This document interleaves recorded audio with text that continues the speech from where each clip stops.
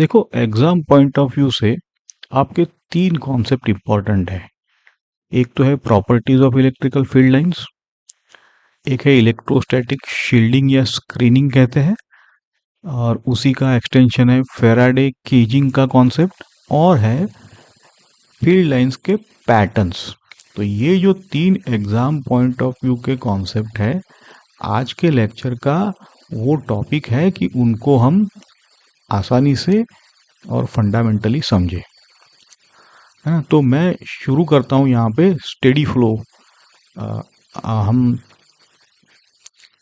इसको ना थोड़ा फ्लूइड के कॉन्सेप्ट से देखेंगे ताकि बेसिक से शुरू हो।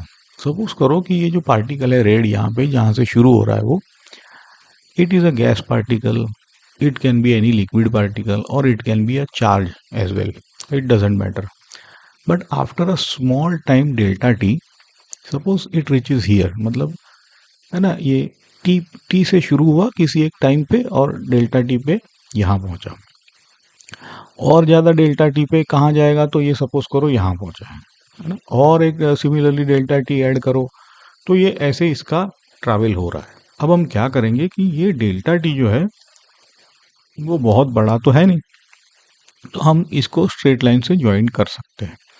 तो ये जो ब्लू लाइन है वो एक्चुअल पाथ उसने ट्रैवल किया है, actual path.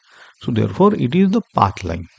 But what happens, अगर फ्लो स्टेडी है, मतलब टाइम के साथ वो चेंज नहीं होता है, तो हम क्या करते हैं कि ये डेल्टा टी जो है ना, अगर if it goes to zero, मतलब if it delta T tends to zero, तो ये जो स्ट्रेट पैचेस है वो स्मूथ कर्व में परिवर्तित हो जाएंगे, तो उसको हम स्ट्रीमलाइन कहेंगे। देखिए, आपने जो रेड लाइन है वो तब ड्रॉ हुई, जो स्मूथ कर्व, जब डेल्टा टी हमने बहुत छोटा ले लिया, टेंड्स टू ज़ीरो। और ये स्टेडी फ्लो में, जैसे पानी अगर स्टेडीली बह रहा है, तो streamlines are very important concept. अब यही कॉन्सेप्ट इलेक्ट्रिकल फील्ड लाइन का भी है। कैसे? अब देखो, यहाँ पे स्ट्रीमलाइन में हमें पता है कि अगर किसी एक पॉइंट पे हम टेंजेंट ड्रॉ करें तो वो उस पॉइंट की डायरेक्शन है। समझे आप? देखो, यहाँ पे मैं टेंजेंट दिखाता हूँ, हालांकि वो टच नहीं किया है, but it is just to show you the idea. तो मतलब ये किसी एक पॉइंट का डायरेक्शन दिखा रहा है ना। तो यही यही कॉन्सेप्ट है। पहली प्रॉपर्टी है इलेक्ट्रिकल फील्ड लाइन की। अगर ये सपोज करो कि फ्लो की लाइन ना होके इलेक्ट्रिकल फील्ड लाइन होती, तो किसी एक पॉइंट पे इसको टेंजेंट उसका डायरेक्शन होता है। समझे आप? अब उसकी हम पहले तो क्या करेंगे, सारी प्रॉपर्टीज, 6 प्रॉपर्टीज जो है उसको जैसे जैसे समझेंगे ये पक्का होता जाएगा कॉन्सेप्ट, है ना। तो देखो, ये वापस उसी को दोहराते हैं। यहाँ पे एक फील्ड लाइन है, अगर उसकी डायरेक्शन चाहिए तो पॉइंट पूछना पड़ेगा। तो जैसे पॉइंट पी है, उसको टेंजेंट ई पी दिखा रहा है, तो वो उसका डायरेक्शन है। सिमिलरली पॉइंट क्यू है, तो उसका जो टेंजेंट है उस पॉइंट पे, वो उस पॉइंट का फील्ड लाइन है, डायरेक्शन है। समझे? तो हमने ये टेंजेंट वाली पहली प्रॉपर्टी यहाँ पे हम नोट कर लेते हैं कि टेंजेंट ऐसे मिलता है, वही डायरेक्शन है उसकी। ओके। और ये जो हमें पता है कि ये पॉजिटिव चार्ज की डायरेक्शन होती है ना। टेस्ट चार्ज जो हम लेते हैं वो अगर इस पॉइंट पे रखे तो वो ऐसे जाएगा, ई की डायरेक्शन में। So this is our first property. अब देखो, हमने मैथमेटिकली तो देखा है कि E equal to F by Q in the limit Q tends to zero. But हम यहाँ पे जो ये जो लाइंस देख रहे हैं ना, वो हम पिक्टोरियल एक एक फील लेना चाहते हैं। किसी रीजन में अगर हमें ये पिक्चर मिल जाए इलेक्ट्रिकल फील्ड लाइन का, तो हमारी एनालिसिस पावर बढ़ जाती है। आगे देखते हैं उसको। तो हालांकि ये इमेजिनरी लाइंस है, but this are actual mathematical tool. Okay.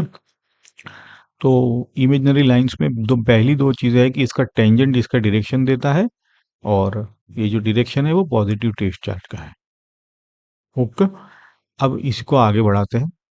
देखो, यहाँ पे एक ब्लू स्ट्रीम लाइन है, सपोज करो कि एक रेड स्ट्रीम लाइन ऐसी जाती, तो क्या होता, एक पॉइंट पी अगर आप ले लो, तो इस पॉइंट का डायरेक्शन क्या बताओगे आप? देखो, ब्लू लाइन बताती है कि E1 डायरेक्शन है और रेड लाइन बताएगी कि E2 डायरेक्शन है।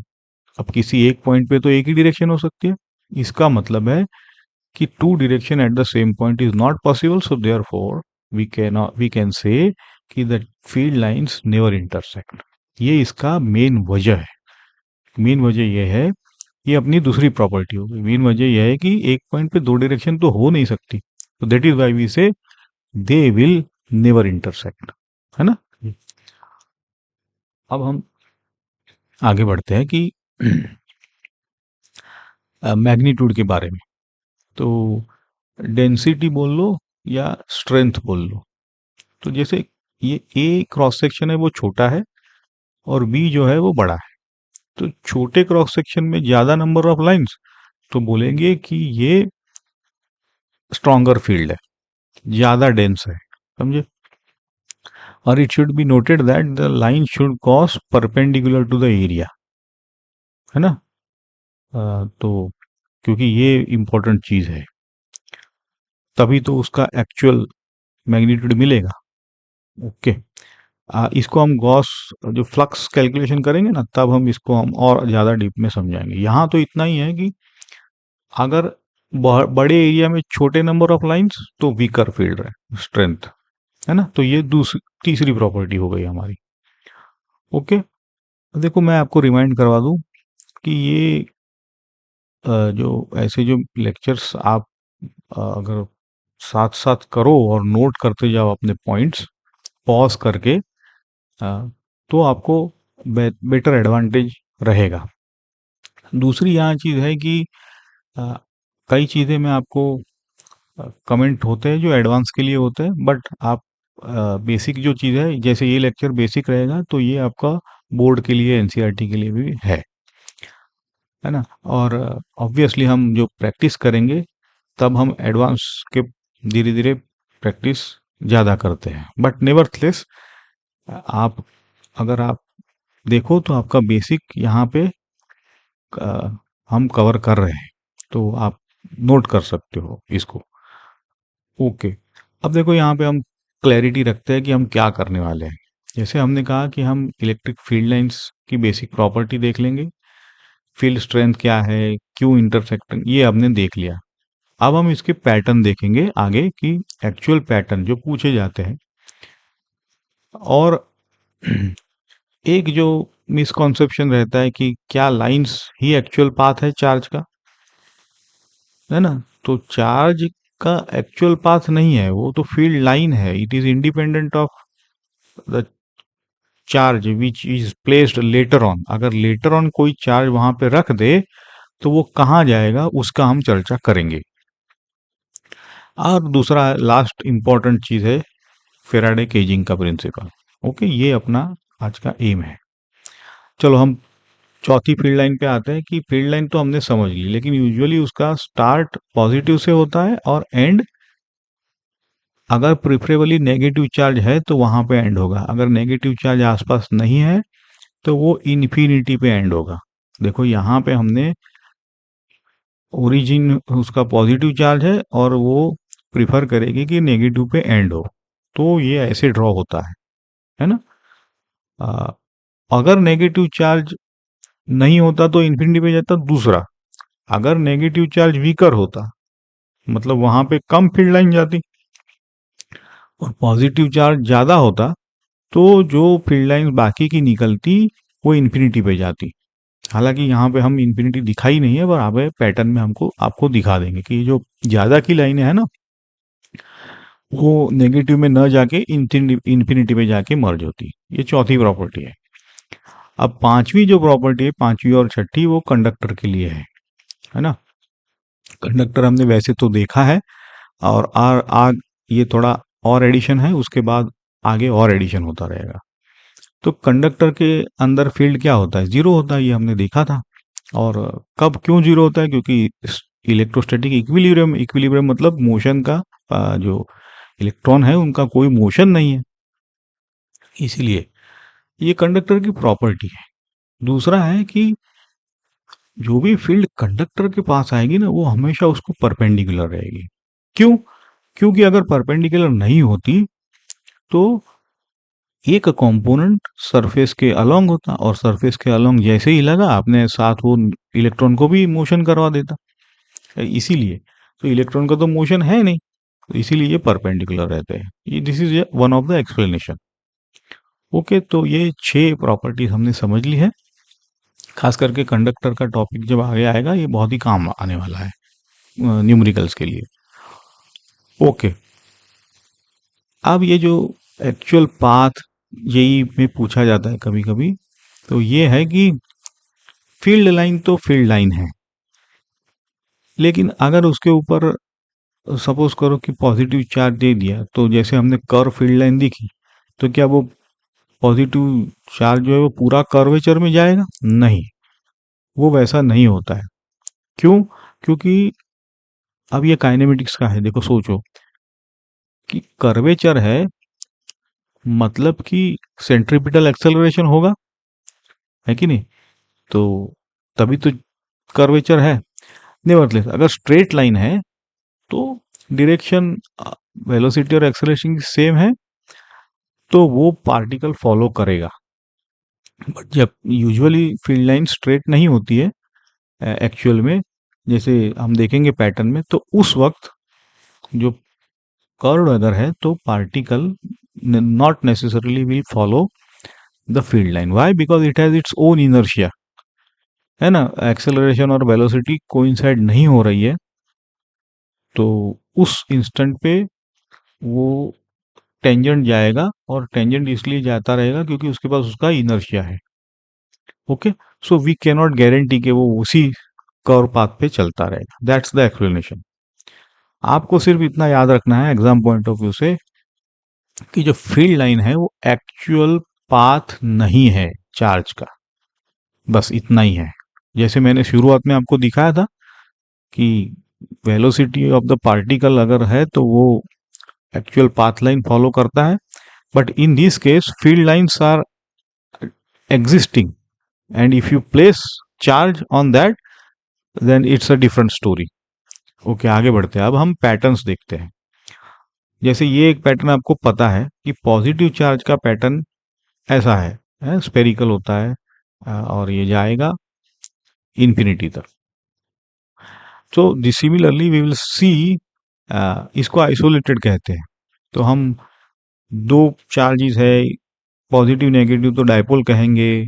अनइक्वल चार्जेस है ना? ये बेसिक बेसिक पैटर्न्स हम देख लेंगे। तो चलो पहले पॉजिटिव चार्ज को देखेंगे। इसको बोलेंगे रेडियली आउटवर्ड, स्पेरिकली सिमेट्रिक, है ना? Looks same in all direction, ये आपको पता है। सिमिलरली आइसोलेटेड नेगेटिव चार्ज है तो रेडियली इनवर्ड बोलेंगे, स्पेरिकली सिमेट्रिक बोलेंगे, इन्फिनिटी से आएगा और चार्ज में जाएगा। This you know. What about electrical dipole? अब डायपोल क्या है हम आगे समझेंगे, लेकिन इतना समझ लो कि इक्वल एंड अपोजिट चार्ज है। दो चार्ज रखे हैं आसपास। देखो कैसे, ये पहले देख लो फिगर तो आपको, है ना? ये दो चार्ज है। डायपोल तब कहते हैं जब ये एक्चुअल इनका डिस्टेंस बहुत छोटा है, माइक्रोमीटर में है ना? मॉलिक्यूल लेवल पे। अभी तो हम इसकी चर्चा नहीं करते, अभी है कि एक पॉजिटिव एक नेगेटिव अगर ऐसा है तो आप फील्ड लाइन कैसे ड्रॉ करोगे? तो ये देख लो, ये आपका पैटर्न रहेगा, और ये पैटर्न सिलेंड्रिकली सिमेट्रिक बोलते हैं कि लाइन ज्वाइनिंग जो है ना, उसमें देखो ऊपर नीचे हॉरिजॉन्टली जो लाइन ज्वाइनिंग है उसको सिमेट्रिक बोलते हैं। दूसरी चीज आपको नोट करनी है, तो देखो कि जो E1 और E2 है, उनका जो रिजल्टेंट है वो E है, और वो उस फील्ड लाइन को टेंजेंट है। लेकिन E1 E2 again is a tangent, है ना? But so this satisfies all the properties, that is what it you can see. अब हम लेंगे टू इक्वल पॉजिटिव चार्जेस की बात करते हैं। टू इक्वल पॉजिटिव चार्जेस जो है, तो उनकी फील्ड लाइन आप देखो, तो यहाँ पे जो एन है वो नल पॉइंट बोलेंगे। नल पॉइंट मतलब न्यूट्रल बोलो, जहाँ पे इलेक्ट्रिक फील्ड जीरो होगी। और क्यों जीरो होगी? क्योंकि आपको पता है कि लाइक चार्जेस में नल पॉइंट बीच में आता है, लाइक चार्जेस में। और इलेक्ट्रिक फील्ड जो है वो दोनों की सेम है। देखो दोनों का जो इलेक्ट्रिक फील्ड का जो डेंसिटी है, नंबर ऑफ लाइंस, क्योंकि चार्जेस सेम है ना, उनकी स्ट्रेंथ सेम है, तो number of field lines same दिखाई है. Okay, so this is how the pattern for the two equal positive charges आता है. Okay, now we will see two positive charges of different magnitude. अगर different magnitude है तो देखो यहाँ एक का जो जिसका मैग्नीट्यूड कम है उसके फील्ड लाइन कम है, और जिसका मैग्नीट्यूड ज्यादा है उसके फील्ड लाइंस ज्यादा है.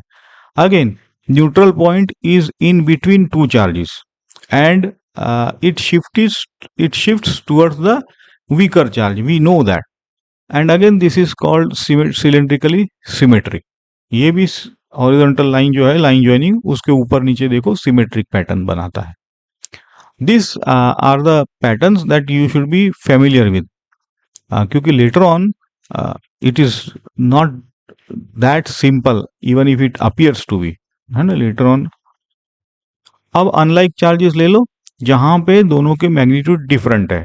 तो अनलाइक में क्या होता है आपको पता है, नल पॉइंट जो है वो इन बिटवीन तो आता नहीं है, वो रीजन 3 में आता है. जैसे इस केस में जो वीकर चार्ज है उसके बाहर आया है ना.